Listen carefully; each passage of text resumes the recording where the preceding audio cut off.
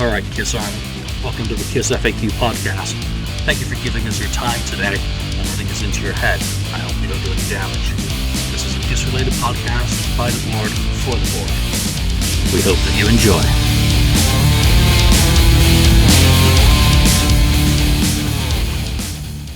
Bring up the A-States. Okay, welcome to episode 81 of the KissFAQ podcast.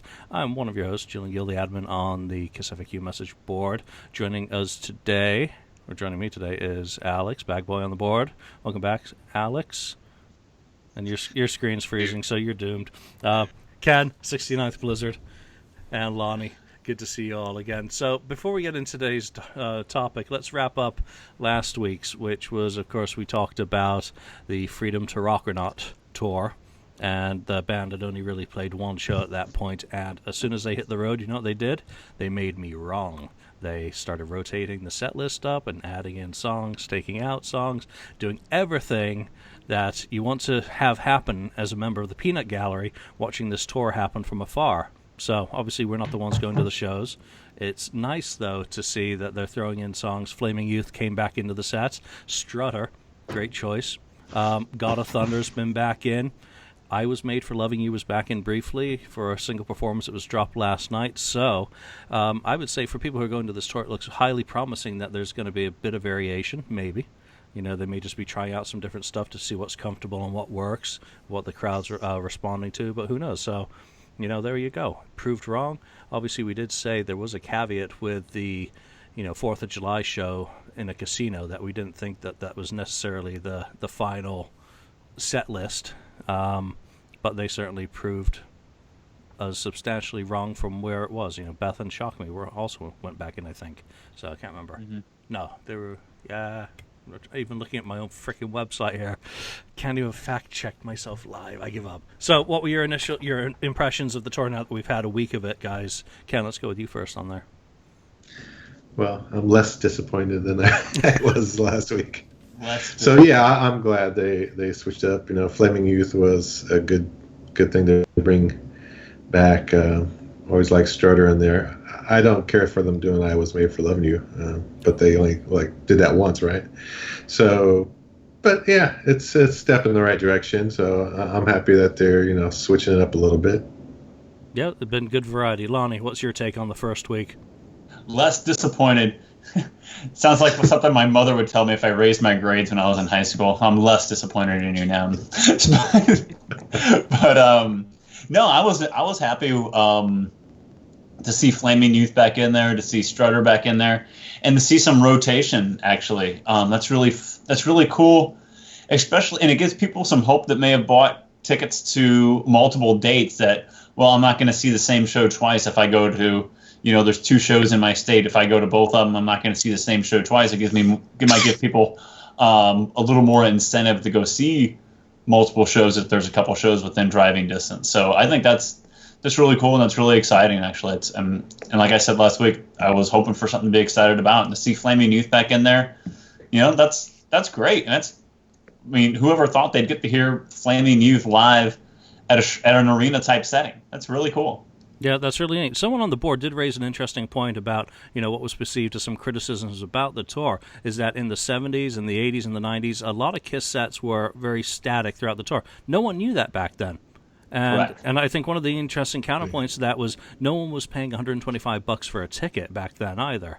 So, they had less of a catalog to choose from. They had less of a catalog. They were touring those albums new and fresh, and everything was new and fresh back then. So, I certainly think that there's a certain amount of, yes, that's true to a certain extent, but, and I'll also say that this week a photo of Paul Stanley's bicep scar surfaced.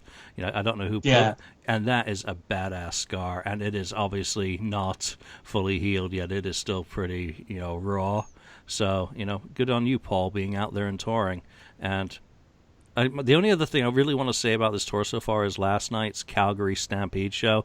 Paul was wearing a cowboy hat. I just have to wonder, are there boys' cowboy hats and girls' cowboy hats? Because that one didn't look quite right. Sounds like something my wife would say about Paul Stanley. Alex, can you add anything in there? I Yeah, ever since being here in Idaho, there's a lot of country out here and stuff, and there is a difference to the shape of the hats. And usually the man's cowboy, if they're like the strong type, it's much more wider out there than what Paul was wearing. See, So. I was just going up and thinking that looked a little bit girly, but you know what? Paul Stanley doesn't fricking care what I think, and he doesn't really care what the cowboy hat is. I thought it was. He also wears a scarf most times you see him without makeup on too. So yeah. So that's the first week of the tour. I'm looking forward to the next. When is the next show? I think tomorrow. They get the night off today, which is the 14th. So, it's interesting. It's something now to watch and to follow. It's like watching a soap opera. What's going to happen next? They played "O Canada" last night too, since they were in Canada instead of playing the Star Spangled Banner. I saw that. Is that? Have you guys seen any footage of that? Did they play that, or did they have someone from an honor guard perform it?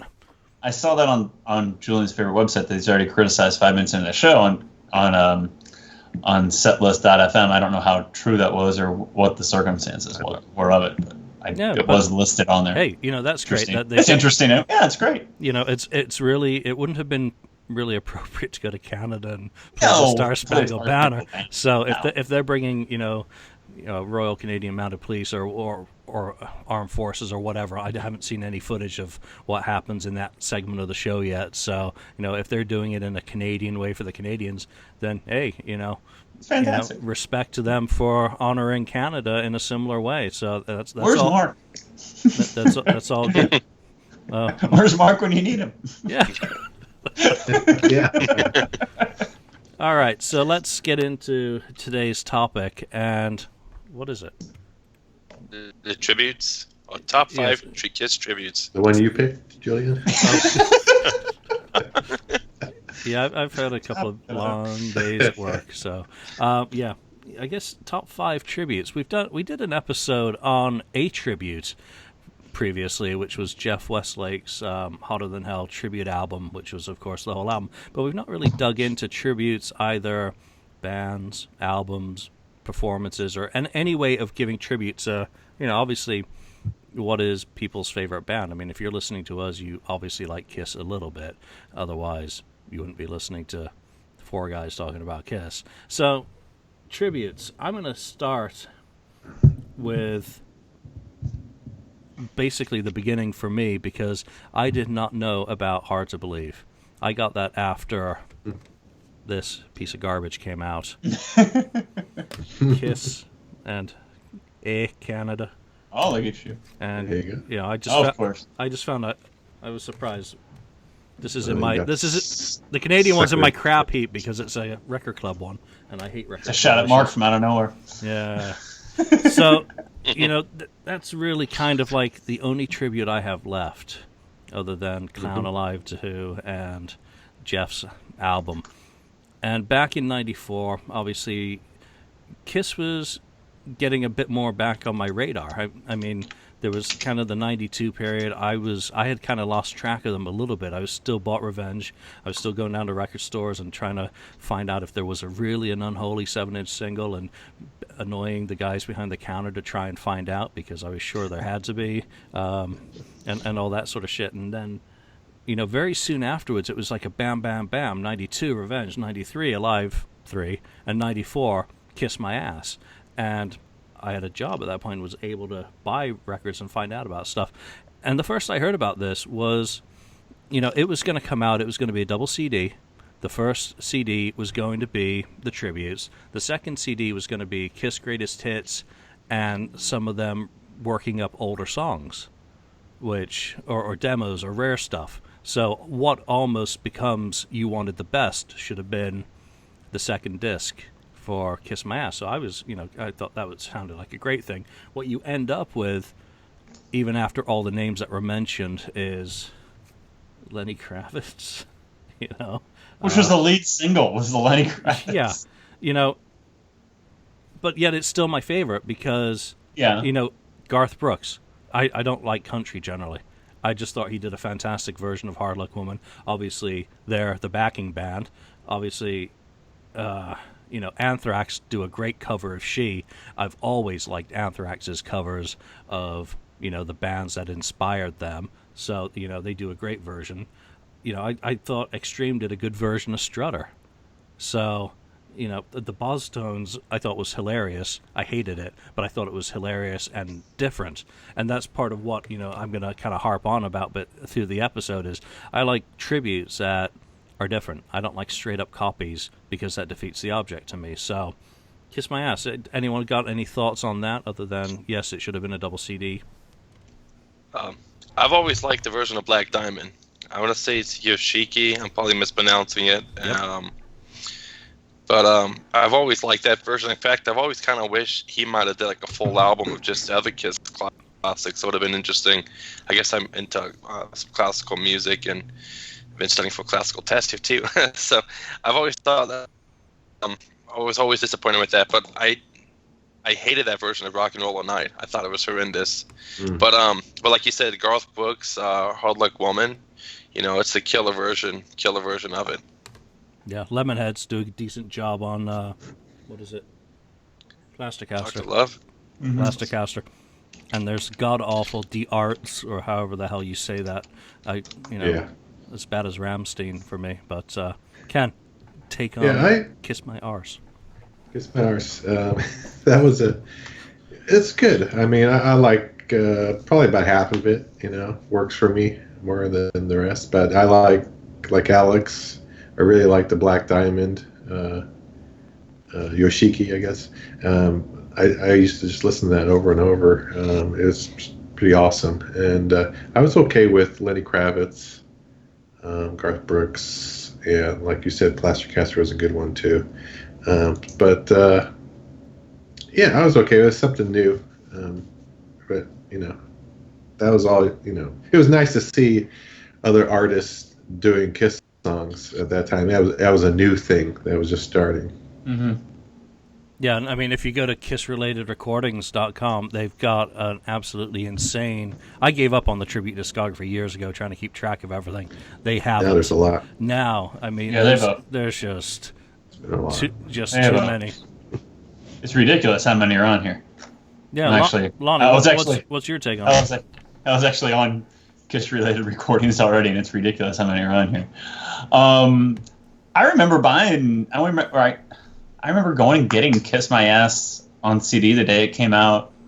I guess it was the summer of 94. It put me 14, 15 years old, and my brother drove me up to the record store to go, I guess, not the record store, Best Buy, really, at the time, to go get it. And I was excited. It was a Kiss-related item, It was still on the heels of Revenge and Alive 3, and then, another year, another Kiss album. It was, Kiss was on maybe they weren't on a great run as far as, the Revenge tour kind of tanked, but you were still getting product every year. So I was excited. I went and got it, and I remember listening to it in the car driving home, and my older brother isn't really into Kisses, who took me to go get it, and he's like, I'll turn on Rock and Roll All Night. We put on Rock and Roll All Night, and he's like, what is this? He goes, this isn't Kiss. He goes, what did you buy? He's asking me. So, it's very different and very odd, but I do appreciate the vinyl. I got the vinyl too. It's nice. Is that the color? Is that the colored one or the black vinyl? You don't know. Turn on your microphone. Sorry about that. It is the red vinyl. I see it. Yeah. Limited edition of 800,000 copies. I haven't opened it. Ah. Look at you. Well, go on. Open it to make sure. Here. Watch. Here we go. All right. Are you really going to do it? I don't care. I really don't care. I just... You really don't care about having a sealed copy of Kiss My Ass on vinyl? I can't even get the wrap off of it. It's telling you, don't open me. It's telling me, don't do it. Yeah, it's telling you. I have to say, I liked the little talking. message they had underneath the CD tray. Yeah, that was like the teasers being laid out there for what was about to come. I liked all the tattoos. you open it up, and all the tattoos are in. Like they show like all the different. That's the first time I really had seen like different Kiss tattoos. I guess it's 22 years ago, but the first time I'd really seen different Kiss tattoos. Yeah. Eightfold. Oh, that's all shiny too. Nice and shiny. Are all the Ace things like blocked out on there too, like they're on the CD? Yeah, they are. Are they? Yeah, they are. That's funny. Here we go. Here's the their record. Oh, it's like translucent. Almost. Yeah, KissFAQ podcast. And then they got a different. That's a nice looking record. That's cool. That's cool. Not the thickest in the world, though. I'll tell you that. No, and no printed inner dust sleeve. Yes, I had to say it. Disappointed. So I think in the years since History comes out, we find out about all the bands that could have been a part of this, and they're almost better than what was on there. For me, Strange Ways, Megadeth, Oh yeah, that came out. Oh, that's fantastic. Yeah, that came out on their box set. Great Expectations by Mozart, and that came out on one of their albums in 1994. Soundgarden, War Machine. I don't know if they ever recorded it or not. Jackal, who of course I think they opened. They were big at the time. Yeah, they opened 1 or 2 shows on the Revenge tour, and I got their second album. It's some good heavy Southern rock kind of, stuff. Oh, I love Jackal. Madonna. I saw them a bunch of times. Ooh, Madonna. Watching You, Stone Temple Pilots. That would have been interesting. Yes. So, especially back then, it was Gene's wish list for what was possible. So, all right, that's enough of Kiss My Ass. Did you have anything else to say on that, Lonnie?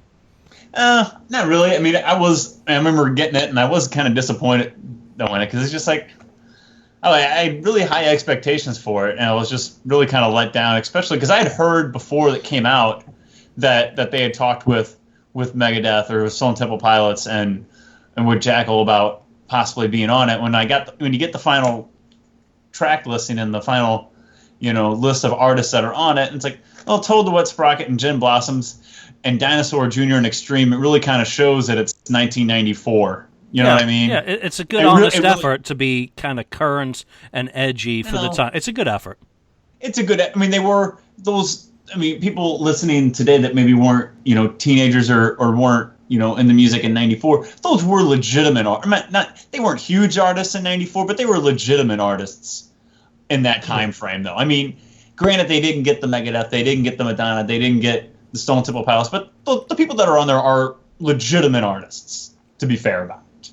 Are they as good as they could have been? No, but like Julian said, it's really kind of more of a Gene's wish list of who he could get on there. But, look at most tribute albums, and if you look at Kiss-related recordings, most tribute albums aren't headlining bands that are on there. Mm-hmm. But I mean, those were legitimate acts for the time, though. And just think of how massive Garth was. So. Oh, absolutely. Yeah. That was a big deal when they were on the Tonight Show with Garth, and Lenny Kravitz was big, in the resurgence big at the time. Of that style of rock. I mean, that was the style of rock that was killing Kiss.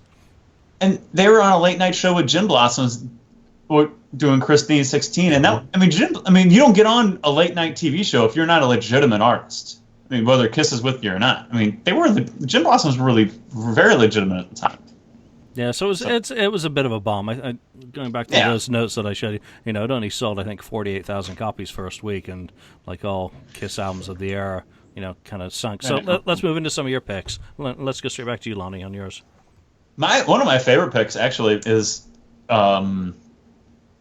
Skid Row's "Come On and Love Me." I think. Oh yeah, that is fantastic. That's a good one. I mean, I heard that. I guess I heard that like on Sirius. I didn't hear it at the time when they released it, like on the B-side Ourselves CD that came out, and I think I heard it like many years later, like on Sirius XM, and I was like, oh my gosh, this is fantastic, and I sought it out and went and got it because I love Skid Row and I love Sebastian's voice, and he just freaking nails that song.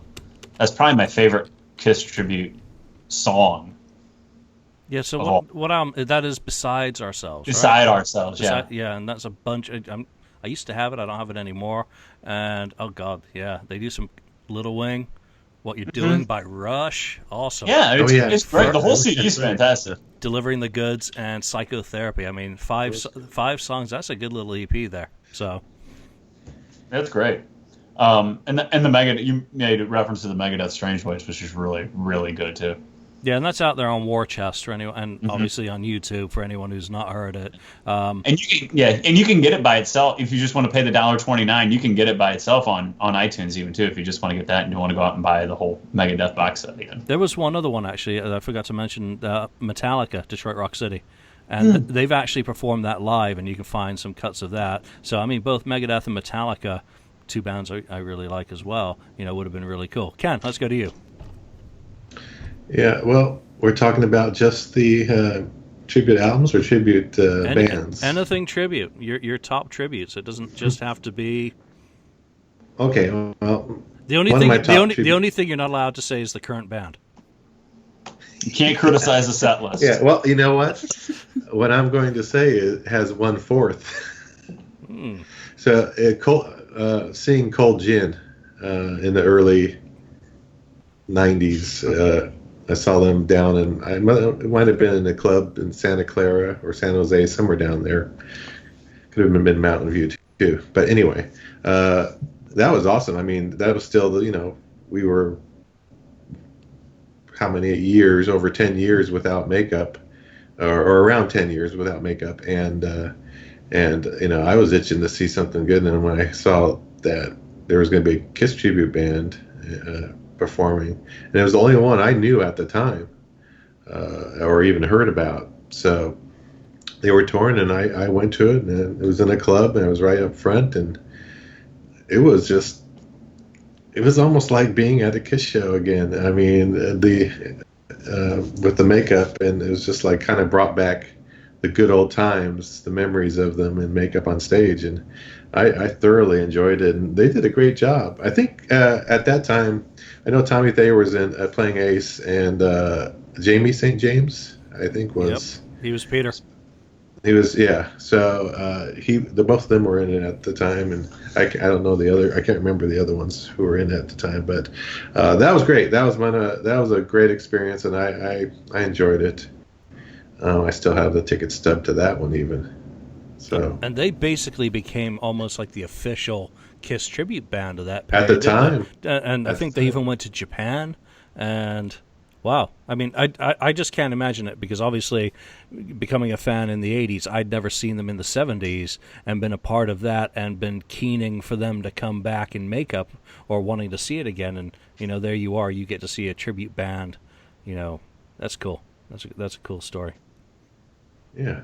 So I've seen Tommy Thayer in makeup out of Kiss playing Ace, or playing Ace, or the Spaceman. I'm sorry, but yeah, Spaceman. Let's be politically correct here.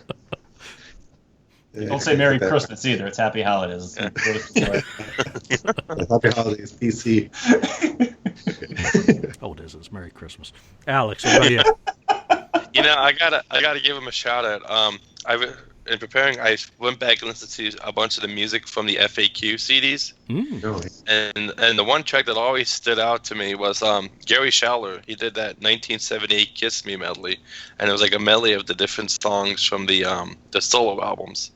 And I wasn't crazy for like the Kiss My A CD. I gotta watch my language here. You guys got me last time, so trying to be good.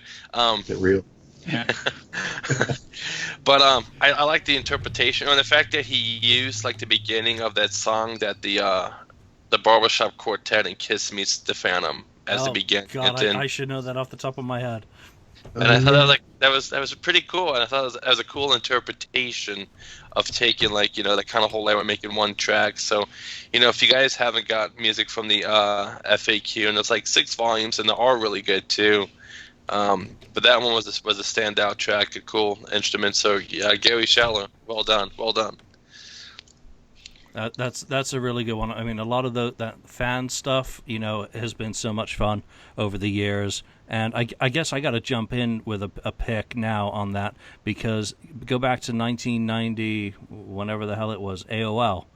Kiss Army Online, the KAOL board on AOL. Kathy Labonte, the late Kathy Labonte, I believe, and the fantastic tribute that she put together, raising money for Eric Carr, charity, and that first KAOL CD was just insanely fun, and that was one of the first ones that I really added into my collection. So, I mean, I was going to go with a video for my second pick, but music from the folder, absolutely fantastic. And also the quality of those recordings, done by fans, in essence, all remotely. And that's the one where the cover is like the Elder, but it's on a mouse, right?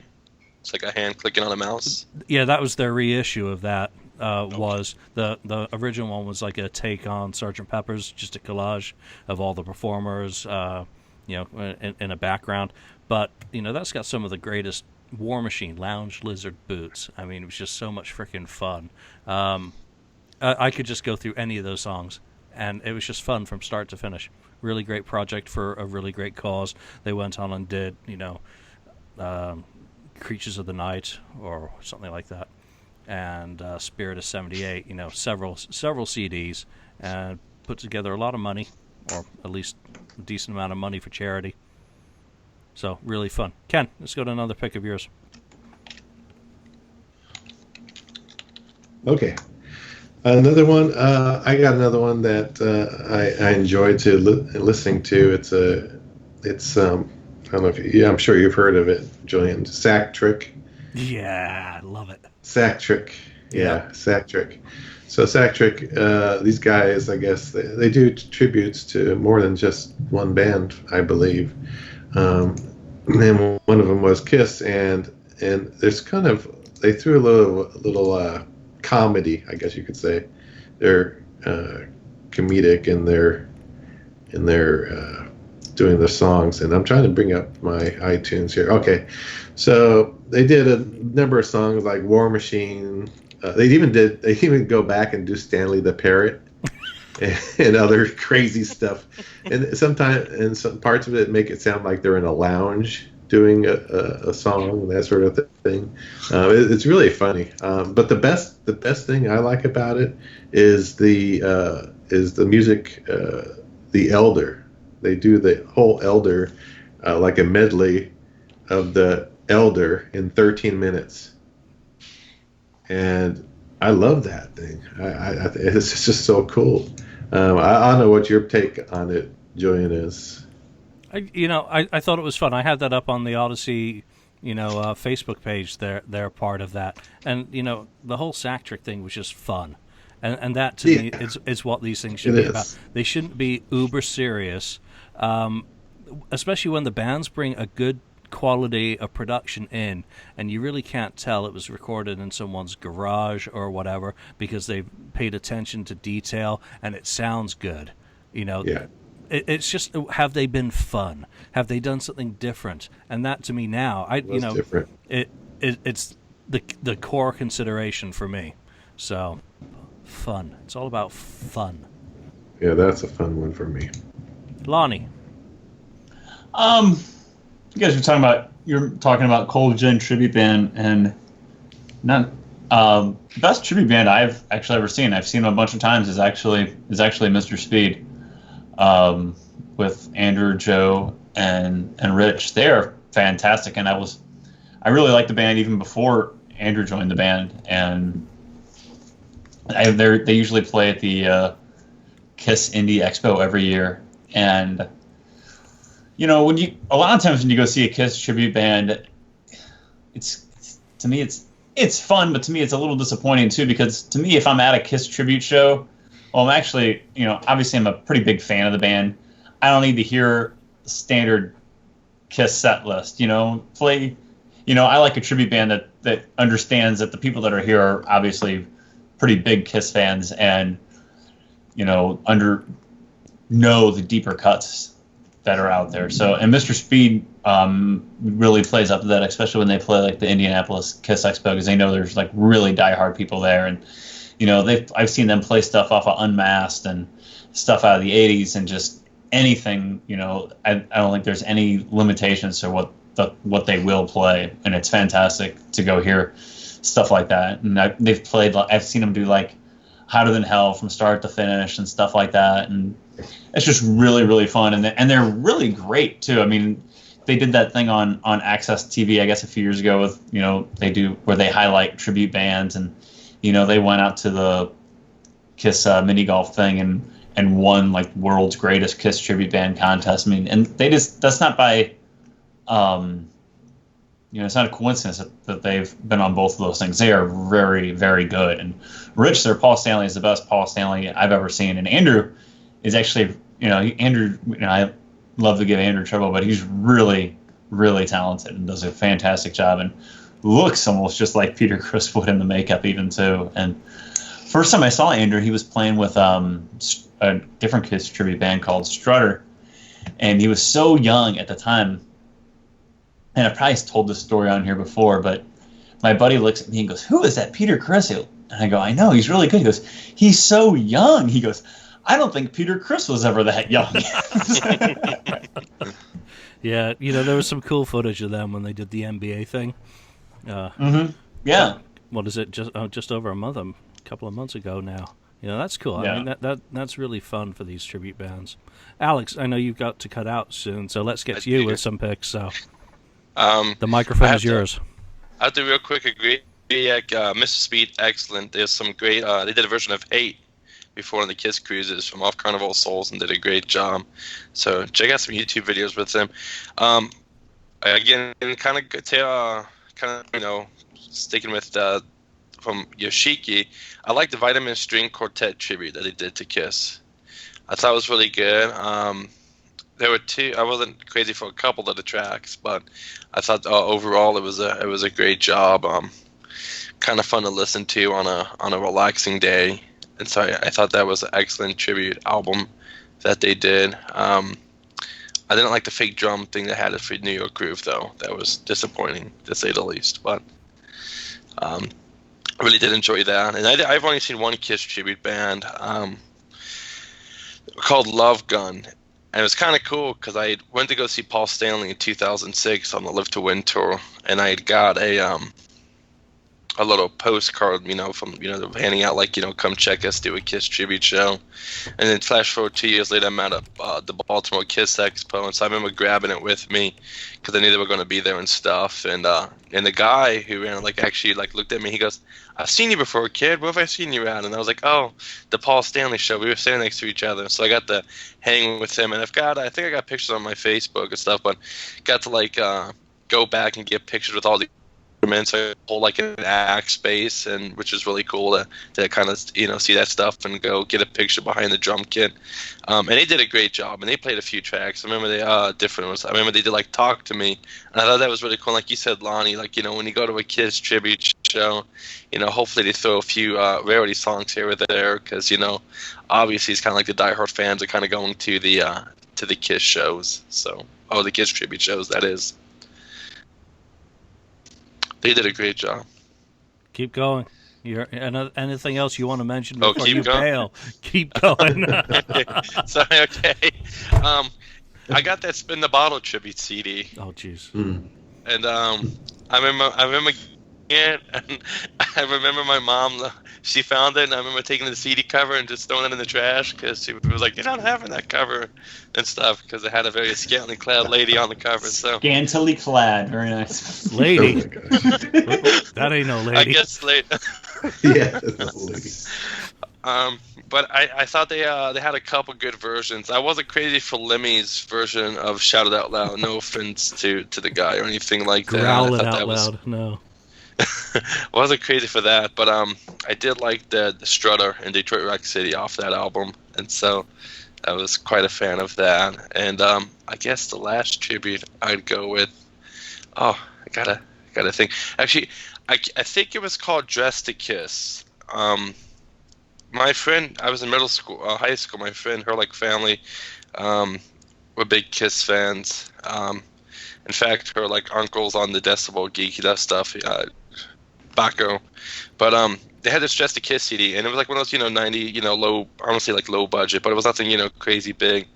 And I remember they had like a rock version of Beth, and I thought that was really cool. Like talk about an interpretation. So they did like a whole like rock kind of up tempo rock version of Beth, and I remember that kind of being a standout track for me.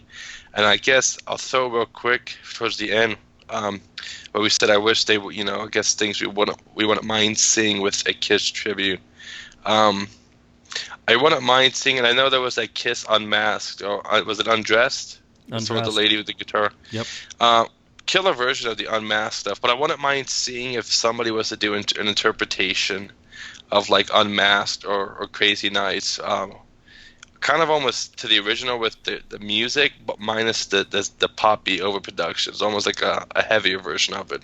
I wouldn't mind seeing that. So take the keyboards and the overpowering, maybe backing vocals, and polished production character. Well, taking the polished production away isn't a challenge if someone's doing a tribute, but yeah, that would be a really cool way to go for some of those albums. Is it would be a good challenge. Kind of like what Jeff Westlake did with the Hotter Than Hell project, which is excellent. Or re-record Carnival of Souls with a Big Boy's drum kit and a producer.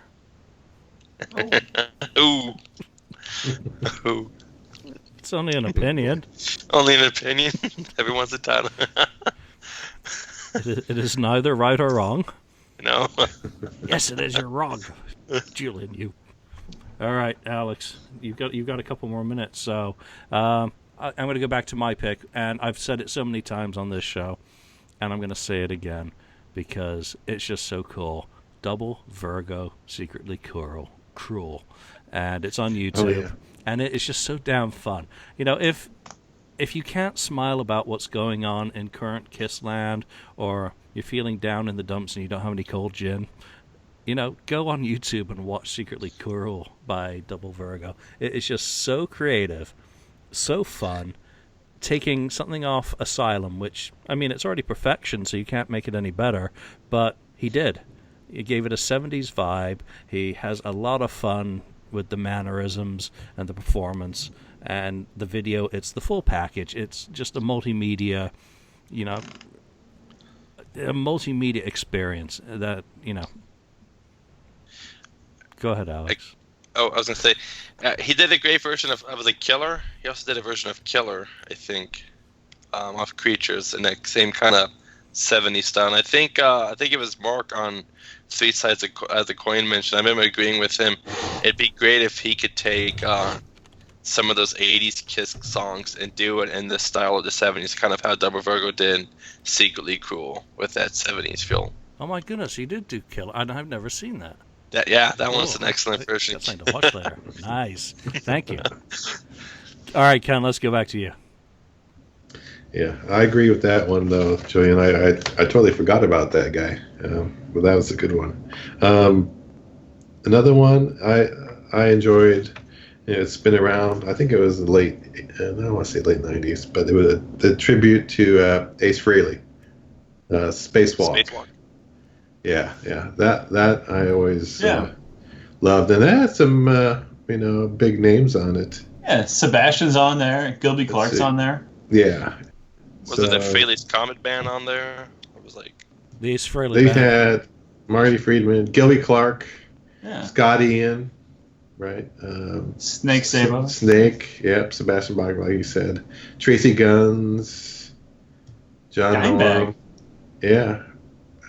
Diamond Darrell. That is the one. I have never Dimebag, found so- the Japanese version for this, which has Sebastian doing Save Your Love. Save Your Love. And Yeah. I have never heard that. I'll have to check and see if that's on YouTube. But, that's one of my favorite Kiss songs. And, Sebastian can absolutely hit that out of the ballpark, I'm sure. So I'm going to have to go and have a search for that one again, I think. Great pick. So, that's a one that's, always liked. How do you like that Ace song on there? Take Me to the City. Take Me to the City. See, I haven't listened to it in so long. See, that stuff, Show prep. I can't Show remember prep, it Ken. now. that stuff got me excited about Ace, and having an album. and we'd have to go how many years until he actually did finally put something together. So, Real quick, did you say Sebastian Bach Save Your Love? Mhm. Is that the bonus? Yeah. It's on YouTube. Nice. Is it? How much time I don't have to go looking for stuff? So Well, thank you. I've got 2 things to listen to later. You got- So that's not, yeah. I got I'll check it out homework. later. Nice. Me too. I'm gonna see you guys. All right. Thanks, Thanks Alex. for joining Yeah, us, Alex. Thank you. Yeah, thank you. See you guys soon. See ya. All right. And then there were 3. Lonnie, your turn. Well, Alex mentioned that string quartet tribute. I really enjoyed that too, and I had talked about using that as dinner music at our wedding reception, but I was shot down. You're lucky you weren't shot. Yeah, I'm lucky I wasn't shot, but I was shot down. Oh, wouldn't that be cool? And she goes, "No, it wouldn't be cool." Oh my goodness. So no, that it didn't come to fruition, but it was an idea of mine, but it didn't happen. But there was another Ace Frehley tribute that came out shortly after that spacewalk. It was I'm trying to find it here. Return of the Comet. Return of the Comet, and Gilby Clark's on that also. He does he does Rocket Ride on that, where he did or here it is. I got he does Rocket Ride on that. And Dimebag Darrell's on that also. He does Snowblind. And there's the Comet Band actually has a version of Back on the Streets and Animal on there as well. So Yeah. that's a good one. That's a decent one too. I mean, there's a lot of them out there, but that's a pretty decent one too. It's some pretty decent names on it as well. Yeah, and appropriate And I like names. Gilby Clark, so I mean, Because you got Carl Cochran and Eric Singer, you know, on what Strange Ways and Lover All I Can. You know, the only thing I complained with that one was Todd Howard's solo song California Burns tacked onto the end, and Bruce's Liar. You know, at least Bruce's made sense, but Todd's, you know, not a big fan of quite a bit of his solo stuff. But the Comet Band, you know, getting that was a real coup. Who was it? Doug Snazel, I think, did this one. You know, I was just very impressed by the packaging, the graphic design. That was the one that really kind of like took it up to the next level and influenced me later when it came time to, you know, start doing some of my projects about making things look good. And, you know, thinking back to Return of the Comet and how fantastic that packaging was, you know, really well done. Mm-hmm. Yeah, that's a really good one. I remember when I got that, I listened to it quite a bit, and you were mentioning at Spacewalk. I think I listened to those 2 Kiss tribute. Really, I mean, I know those 2 are Ace Frehley, but I listened to those 2 tribute CDs more than I ever listened to Kiss My Ass when they came out. I mean, I listened to those 2 quite a bit when they both came out. So that was pretty high up there for me as well. So I guess I'm going to dig into one more Kiss tribute album. And, you know, obviously there are a lot of good ones. There are a lot that we won't get a chance to mention. And I'm not even keeping count of whether we've reached 5 yet each. So, and this one is, again, because of graphic design, and it's the Norwegian tribute, Gods of Thunder, that, 2005. First of all, it's got a great track list. You got bands like Shirley's Temple, Wigwam, obviously Scandinavian bands to a certain degree, but doing stuff, Mr. Blackwell, Come On and Love Me, Crazy Crazy Nights, I Just Wanna, All Night. I mean, that's just a really neat mix of stuff from the 70s, the 80s, into the 90s.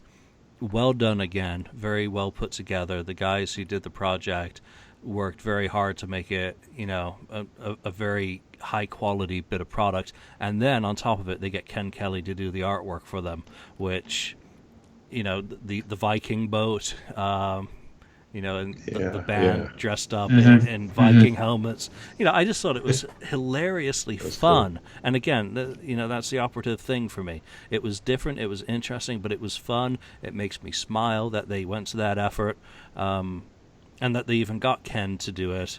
So, you know, hats off to them. You know, great work, guys. I don't even have it anymore because I got rid of all my tribute albums, except for those 3 I showed at the beginning years ago now. But it was really fun. So good choice. Go back to you, Ken. Yeah, I remember that one. I don't have that one, but the one that Lonnie talked about, the string quartet. Yeah, I know I have that one. I was just looking at, and I remembered another one I had. I think I have it somewhere. It's put away. I haven't heard it in a long time, but it's the one that is the Hayseed Dixie one. Oh yeah, I have that. Yeah, it's like what, bluegrass or whatever. Yeah, it was all right. It was different. It was interesting. How they're interpreted these songs. I mean, there's songs like they even let's put the X and sex. That's actually really fun to listen to. That's a great pick. I forgot about that. Different, yeah, and but if you want a different spin on those songs, definitely listening to that is pretty interesting, and it was enjoyable. I'll put that on when I get home. Ooh, I'll be in trouble. Whoa. Yeah, I had that one. I think I listened to it once, and it actually went in the garbage. Oh, okay. Garbage cans. Well, never mind. Yeah, not one that I really. I just couldn't get into it. Yet, in the years since, there's this is a group or a guy, Steven Seagal's. Go on YouTube, and they do an insane version of Thunderstruck. I think they've done Seasons in the Abyss, some Slayer, in an absolutely kind of hillbilly jug band type style, and it's just very creative, very fun. There's also I think it's an Eastern European a couple of cello players who've done Thunderstruck. Really? Yeah, so it would be fun, maybe Detroit Rock City on the cello. I don't know about that. That's a bit messed up, Maybe as a video. I wouldn't pay for it. But talking about that string quartet and that Hayseed Dixie, whatever, at least they're not, like Julian was mentioned earlier. I mean, the things I like best about tributes is things that they don't sound exactly like a carbon copy of the original. For lack of a better term, that both those albums, took the songs and made them their own. That they are, reworked and they're not just like the Anthrax on Kiss My Ass. Well, that's really cool, but it sounds just like she did on Dress to Kill. They didn't really do a whole lot with it. I do like those two songs those two albums in the fact that they really reworked the songs and really kind of gave them a unique spin. So I mean, that to me is the most fun about a tribute album, is that they rework them a little bit and make them unique. Yeah, and there was one that came out a few years ago, the Beatles Meet Kiss, and I haven't heard it. I'm gonna have to go on YouTube later, but apparently it was done, in a kind of like a Beatley style of doing the Kiss song. So Ken, have you heard that? I've heard samples of it, probably around 30 to 60 seconds of each song, and yeah, it sounds. I almost bought it. I know one time, but it does sound a little bit like the Beatles sound. It's kind of strange in a way, but it's worth listening to, I think. Yeah, I think what would be kind of interesting at this stage would be Beatallica, which was the band that did Metallica or Beatles songs in the style of Metallica, which right down to Lars's drums. I mean, if musicians out there could, number one, find enough inspiration to kind of merge, a whole bunch of either a full Kiss album as a project, it could be, as we said earlier, with maybe re-recording Crazy Nights as a harder rock album. Well, doing a full album and giving it the treatment of like Beatallica or the Beatles Meet Kiss or whatever that would. Yeah. Might get a little bit of views. That'd be YouTube. Interesting. Yeah, it'd be fun because I think the tribute albums themselves have played themselves out. So many have been done. Everything has pretty much been covered by this point. And it's the death metal ones I can't stand. The growling Cookie Monsters. Right. Yeah. That doesn't work for me in the slightest.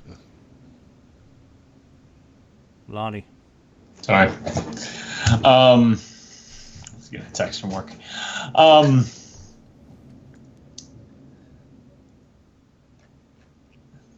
don't know. What else? You got nothing? I got nothing. I've really kind of used up my resources here thinking. I mean, I mentioned my favorite Kiss tribute band. Well, what about you guys? What hasn't been released that you guys would like to see as like a tribute to Kiss? Is there something that you guys think, oh, you know what, I wish somebody would do this? You know, is there like a wish list that, I know Julian said he already got rid of all his tribute albums, except for Kiss My Ass, but is there something out there that you wish they would do, or something you wish someone would do? Like, oh, it'd be cool if someone were to take this or do this. Is there anything out there you guys wish they would do? Or someone would do? Yeah, I'll tell you what I'd like to see. And, you know, I know Kiss has talked about this, you know how you have for instance, in Broadway, you have the Carole King musical and these other ones like that, or, you know, the ones with the Four Seasons, right? Thank You, Valley and the Four Seasons, that one that they did. I'd love to see a Kiss Broadway show like that kind of takes them through the beginnings and you know, however they do that and turn it into a musical format. I don't know if they could pull that off, but it would definitely be interesting to see if they could do that. So that I would call it, in a way, yeah, it's a kind of a tribute. Mm-hmm. It's a Broadway show about that artist. Kiss Meets the Phantom, the musical. There you go. No, here. Oh, there you go. I have seen several years ago in St. Louis, this small theater did a live production of Kiss Meets the Phantom. What? I swear to God, I went twice. It was so awful, but I had to go. Record it. Anybody record that? I should have. It was me and my buddies went one week, and I took my girlfriend at the time another week. This is going back 7, 8, 9 years maybe, but it was a live production of Kiss Meets the Phantom, and you know, they played out the scenes as best they could. You know what I mean? But it was fantastic. It was like, I compared it to the movie. It was so bad it was good at the same time. You know what I mean? But when my buddies and I went and painted our faces and that for the show. Oh my God. Oh yeah, it was great. We made a whole thing about it. You know, that reminds me of another thing. I have a CD somewhere. It's a high school, I think. A high school did Athens, Georgia. That's it, Athens, right? That's the one. And they did a production of The Elder. Yep, the high school musical. Play. The high school musical was The Elder. I mean, it's okay. You know, some people can sing better than others, but it was interesting. It was kind of cool that they did that. Well, yeah, mandatory attendance, and you're not allowed to leave. And you must listen to this Kiss music. And end up in detention unless you applaud. Yeah. Sounds like a win-win for the Elder. Or it was detention. That's your punishment. You had to go on. Yeah, and talking about the Elder, we posted a clip of an Italian band who did a full set, the whole Elder album. Oh yeah. Performed. I mean, that's something I wouldn't mind seeing. You know, some of the bands, the more skilled tribute bands, actually, you know, do full album performances and video. And I mean, if you could get them the budget and the sound stage to actually do it, you know, more professionally, to be filmed, have multiple cameras, you know, have dark, you know, proper lighting and all that, instead of looking like they're just playing on a bar stage.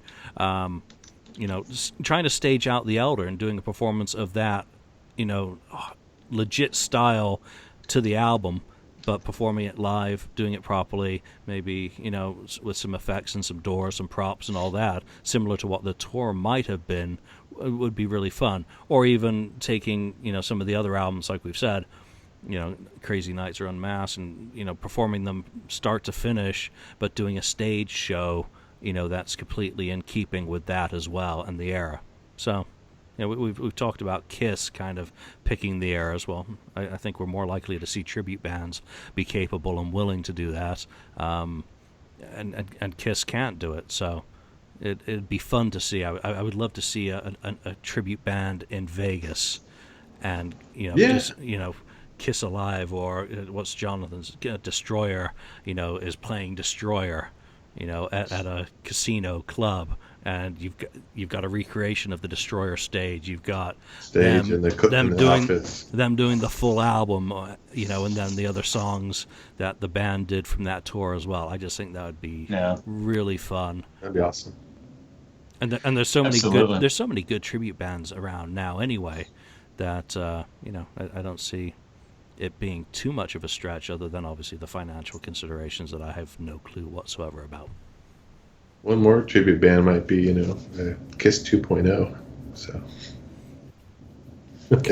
Well, as a tribute, since it obviously I don't even want to talk about that. as it would be a tribute, I don't really have that much of a problem with it, because I would check it out. I know I would, just out of curiosity. Definitely check And that out. I would be I'd be more interested in the process, but I think they've really again, we've talked about missed boats with like Guitar Hero and TV shows, that I think those sorts of musical competitions, replace Paul Stanley. And Paul has said that he's never seen a really, really good Paul Stanley, but that may just be Paul, because he's unique. He is that guy. And how is he supposed to judge someone else trying to be him? That's got to be really difficult. But I think the whole process could be fun if they could find the right way and the right outlet to do it. I don't think there's enough popularity left for them to be on like ABC Maybe for the Kiss. Access. Yeah, and those shows have kind of gone too. I mean, they were really popular like when they did like the NXS thing several years ago. I think the popularity of those shows has kind of waned. I mean, I know like The Voice is still popular, and America's Got Talent or whatever is still popular, but I think for the most part, like when they did like that Rockstar deal 10 NXS, years, NXS thing, I think it's I think the popularity of those shows has kind of waned. I don't think that, like Julian said, I don't think if Kiss decided, hey, we're going to do a reality show on finding the 4 new members of Kiss, I don't think it's going to be on one of the major networks. I think you're going to be, you're going to have to go to a cable outlet in order to do it. I don't see it. The only way I could see them doing is on, like I said, it's Access TV, something like that. It has to be a music. Or Amazon. Kind of I mean, cable. look at what happened to Top Gear. Jeremy Clarkson, getting canned from the show, and he was like, "Well, we'll take our auto show to Amazon." So, there's other Netflix, for that matter. A lot of them, them are doing original content now. So it would just be more interesting than it being just a ripoff of, say, The Apprentice. Because when I think of Gene trying to find someone to be him, I think of that show more than any musical talent. It's like, who could be his man Friday and live up to who could be the mogul Simmons rather than the musician Simmons, because he probably thinks anyone could pretty much do that, even though he's a lot better bassist than he's really given credit for. And it would be nice also if the competition wasn't really a death match between wannabe Peter Chris's, wannabe spacemen. You got all these tribute band guys. Throw them into like a mud wrestling or something stupid. It'd have to be something that really challenges them to be each one of those characters. Right. Oh yeah. Drink 5 bottles of brandy and try and play that solo. Oh my god! Throw. Who could throw a TV farthest out a window? Right. Yeah. Today, guys, we're doing the barbiturates challenge. Yeah. Who could throw the biggest temper tantrum backstage? Keep the beat when you've taken how many doubters? Yeah.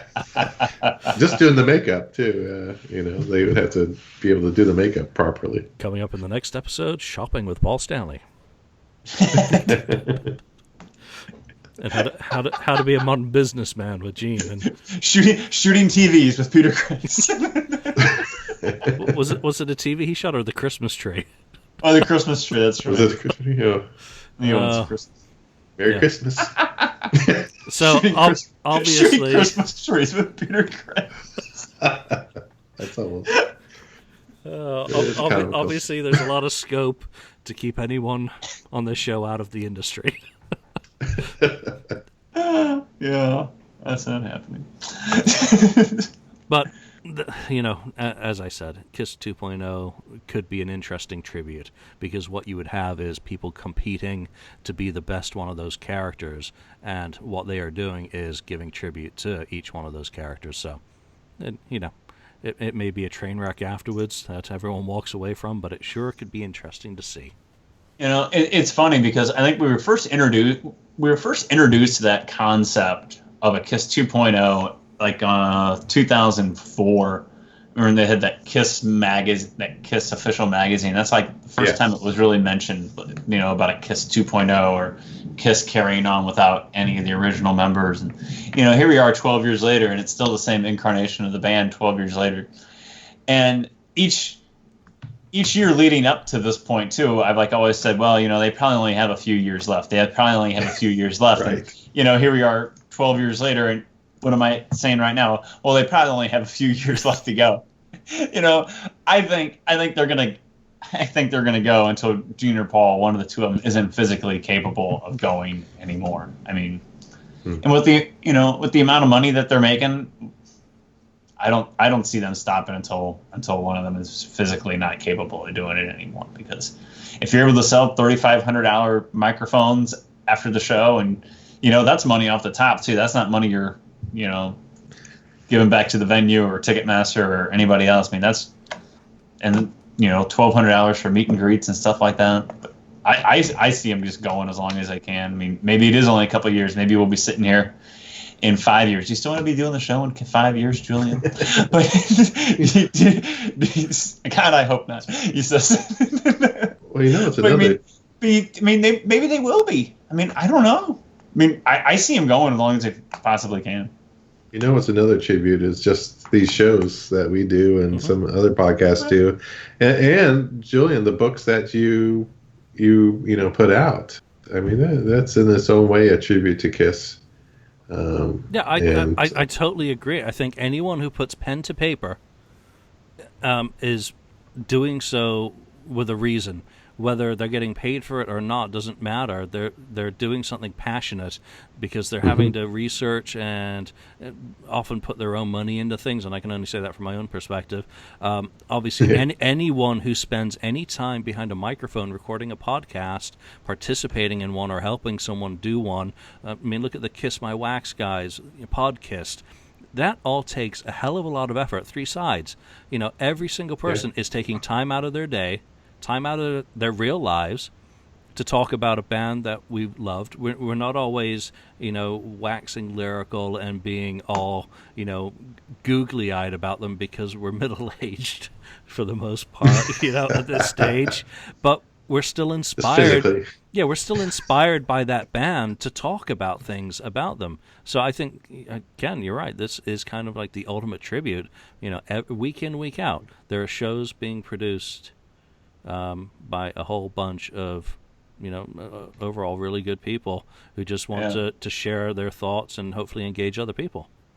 You talk about the podcast just in general, but I mean, it's funny. We talk about how many Kiss tribute bands are out there.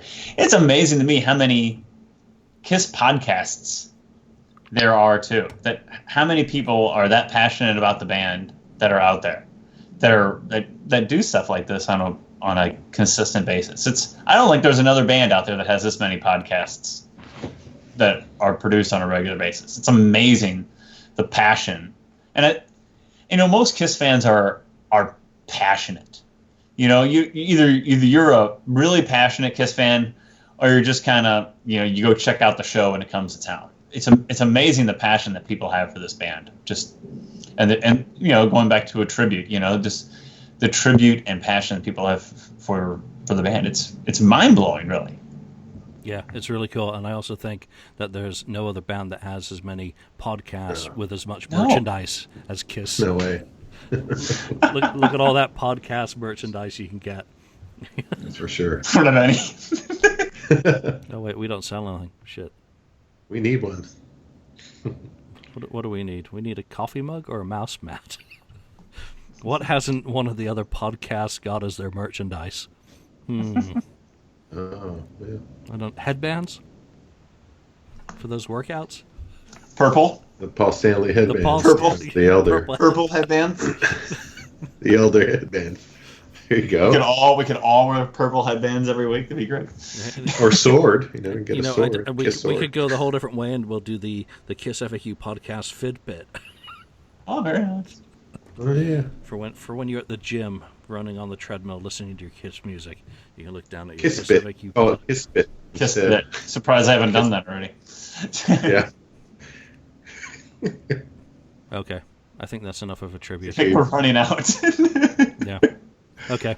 So that's Kiss tributes. We'd love to hear what are your favorite ones. And, obviously we did not dig that deeply. There are so many different ways of, giving tribute to the band. So, join us on Facebook, on the FAQ message board, or on the YouTube comments. And, let us know what some of your all-time favorite tributes are. They don't have to be just the musical. They can be tribute bands, books, whatever, podcasts as well, because like we've just said, it's all fair baseball, as they say. So, Alex, wherever you are, Ken, Lonnie, thank you for joining me today, and we will see you all on the board. Thanks for listening. Thank you for spending time listening to the KissFAQ podcast today. All sales are final. There are no refunds. If you'd like, look us up on Facebook or come over to the KissFAQ message board and discuss the topic we broadcast today. Don't forget to rate us on iTunes, Spreaker, or wherever you've listened to the show. We hope you'll join us again.